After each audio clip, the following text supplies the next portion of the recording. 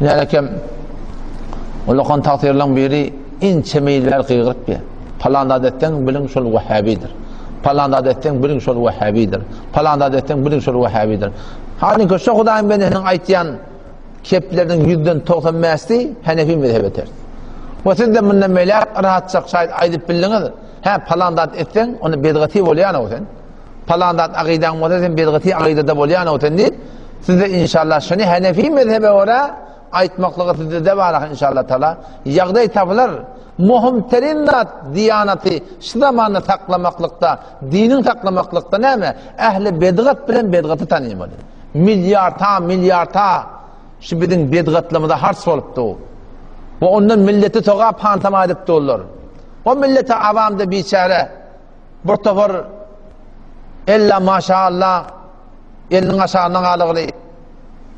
Bula da kıyametin yakmar mı diye de. Ya Müslüman doğan bile yakyarlar var. Siz onu görmeseniz var ahim. Bunu düşünüp bilmerseniz. Kabul etmek kıyım size. Arada da bir dost olan falanın hakkına ne mi diyen dedim. Ben burada sonra da orta dedim. Burada sen sonra da var. Kavurun mu diye. Kav falan et diye. Ben burada sonra da var. Hanefi mezhepten delil yazıp verdim.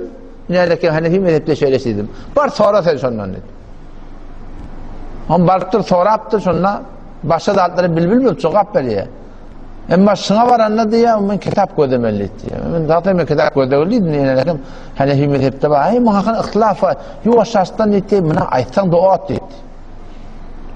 Ayetsen dua atman diye. Şu şahsen ödünü mağaydan vurun. Uğurlap takdir diye gurun var ya diye. Cezise tefsiri var diye. 3 gün celep ben sonra zol verdim. Cevap yok. Ahir ben barıp aytdım. O şeytana şeyle ben takdirden sonra soruyan. Ben cevabım var ya. Sen sonra burada gelenek. Kimden falaniye barıp aytdım. O takdirin ödünden sonra deyit diye. Ben barıp şeyle sen şu hakkında ne mi diyen? Onu yuvaşaktım. Ballı bir ihtilafi vurun. Ama ayttan kıyım olacakla var. Şifarım vurun. İkaç kişi ben devtede Muhammed diye. Kıyametin yakma rahim diye. Müslüman doğan. Bile edip dururlar var. Nemeden çüreyim? Anırda kendi todan tur diye. Onunla yaş oğlanlar beni kavcı cevap verdi. Yaş oğlum, yaş ahım olup sizi kepliyanır. Ulukon taksirler var.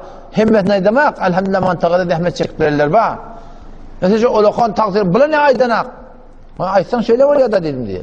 Ne mi oluyor? Öyle öyün daşlayarlar. Öyün şuar yediyarlar. Daş filan belliyarlar. Mimanın vuruyarlar. Aytsan sizlere oluyor. Şikayet veriyorlar. İzinle ne kadar gurur öğretiyorlar. Ellerinden gelse telefon vurup tehdit etiyorlar var. Telefon vurup. Biz falan kullan tarafından bizden oluyor diye dünyanın. Ne mi hava bizim avamıda orlak gelama. Gelsen ne mi? Gelsen her ne başına da gelamalı. Öldürürler mi? Öldürmem mi? Kaçak etmedi. Şeyle mi ben dedim hava? Ben dedim yer bir saat yardım meşhudada gelden dedim ben. Ne mi diyeyim beni? Aytsan şöyle böyle Müslüman doğan. Şunun için aytman ne olur? Huday bilen peygamber diymesi, hemmeti divay demek. Huday bilen peygamber diymesi, yüzüne çangda giyen şey olur. Yüzüne çangda yiyecek olsa, Huday bilen peygamber kenarda koyarlar. Bir son yılmaştırıp arada yol alacak koyarlar müteessifane. İnşallah yol şu ürünlerden berip başlayın. Allah da benden hem kabul etsin. Bir de bir vazife oldu şu şey. Es-sakitu anil hak şeytanın akhras. Rivayette geliyor, bilip durup hakkı aytmayan adam lal şeytan ettir. Hadis olup geldi. Peygamberimiz aytıptır. Bilip durup hakkı aytmayan adam. 159. ayeti bardan okuyun Sure-i Bakara'dan. Allah Teala olur ki batırıyorlar hakikati diye. Hakikat belli olan sonra kitapta açıklan aytıptır. Ondan sonra batırıyorlar. Allah Teala'nın laneti, ınsızının laneti şol ulamalara deyiptir. Meğer olar ki tövbe ettilerdi. Islah ettilerdi. Açıklatılardı. Onlara Huday Teala rahmetinden dolanacak dedi. İza zaharal fitenu vel bid'u ve subbat ashabi diye Peygamberimiz. Herhalde bid'atlar zahir olsa, fitneler dinden evriyan zatlar zahir olsa. Kafirlerde var fitne diyende şu hakka aydıp ara gurrun düşmeklikte siz fitne öğrettiğiniz vel fitnetu eşeddu minel katl diye. Ben dedim Kur'an tehrif etmediydim. Vel fitnetu eşeddu minel katl yani. Fitne diğerleri dinden adamdan öğürmeklik, adam öldürmeden katı diye ayettiği. Ol hakka aydıp, diyanete aydıp, milletin ahine gurrun düşmeklik eğer fitne var ya mesela na'udhu billah, peygamberlerden onunla dedim ayetsınlar oraya anır baş fitne gel bolmalı. Son peygamberime de gelip hak aydanla, sonra ten yana teleke cavan görmek teptiler şöyle. Ki doğun kardeşiniz var, ıhlaf hakkında. Peygamberimiz ayıp da idâ zaharal fitneler zahir olsa, vel bid'atlar, benamedin amallar zahir olsa, ve subbet ashabi meni Muhammed Mustafa Aleyhisselam'ın yararlarına tevhülmeyene dursa, zaten arada bolup dursa. Felyudhirul alimu ilmeh. Onu kimin ilmin ma deyiptu, alim deyiptu, ilmin aşkar etsinip.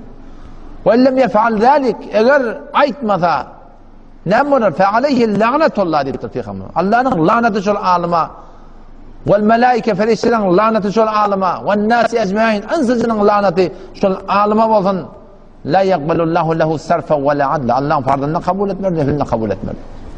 Şeriatlar bizim mecbur ihtiyaçlar aytmakta Müslümanlar. Bizim namazından peyda yok, bu ahumullah. Aradından peyda yok, zekatından peyda yok, şundan peyda yok, gurumumdan peyda yok. Eğer biz şu hakikatler iki arada var, aytmatak Müslümanlar. Biday deyli, belki Allah gelecek ki nesil ayağa alıp da size Allah'ın hakkında hakiki diyanete vere yüze çıktın, o şunun bereketine dünya ahiretinin avapları tamam müşkilatı keşfedin camamızda var maddi taydan canlığın milyar bedgıtları harç soruyor kaç keş milyar harçları Kur'an'a sünnete dursun şu umurat-ı dünyeviye merdime harç edilse ne kadar abadi gelecekmiş Müslümanlar milyar harç soruyor. Allah temizden tevfik versin. Vesselamu aleyküm ve rahmetullahi ve berekatuhu.